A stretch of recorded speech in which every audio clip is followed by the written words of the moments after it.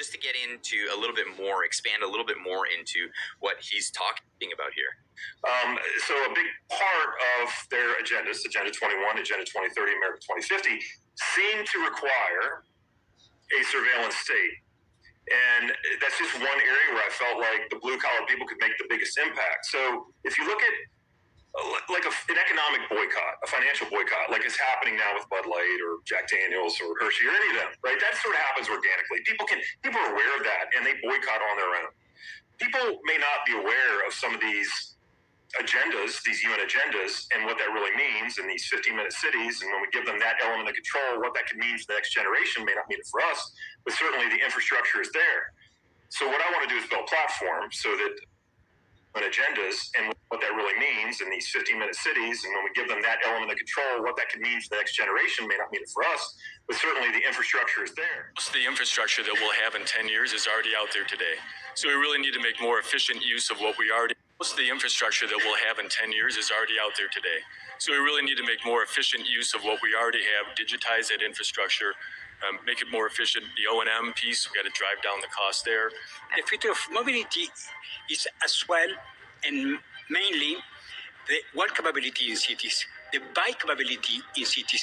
All those that are running governments and cities, drone delivery is taking off at a rate that is exponential. We're not alone.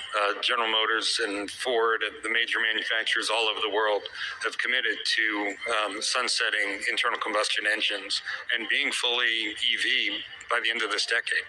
I mean, that's an extraordinary shift. Among America's fastest selling cars, average price an eye-popping $58,000. Electric vehicles, EVs, make up 7% of new car sales.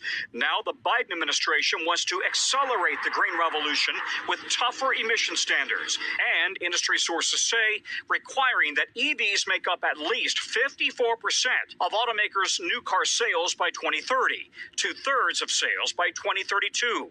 Running on a cleaner grid, making and inventing the technology is going to power the future. Automakers are already investing billions to transition from gas to electric. General Motors CEO Mary Barra. The quicker we can bring everyone along to EVs, the better it's going to be for climate. We've seen the green revolution firsthand from the assembly line. 3,000 pounds of lithium-ion cells helping the Hummer to accelerate from 0 to 60 in 3 seconds to the front line. Eventually, they want to take their whole fleet electric. Just 2 years ago, automakers agreed that EVs would make up half their sales by 2030. Now the industry says the new White House goals aren't realistic. Writing in a statement, this requires a massive 100-year change to the U.S. industrial base and the way Americans drive. And there are a lot of things that have to happen to get us to a full EV culture, including raw materials, charging stations, and the electric grid to power it. For now, sticker shock may convince many Americans to stick with their gas guzzlers. Tom Costello, NBC News, Washington.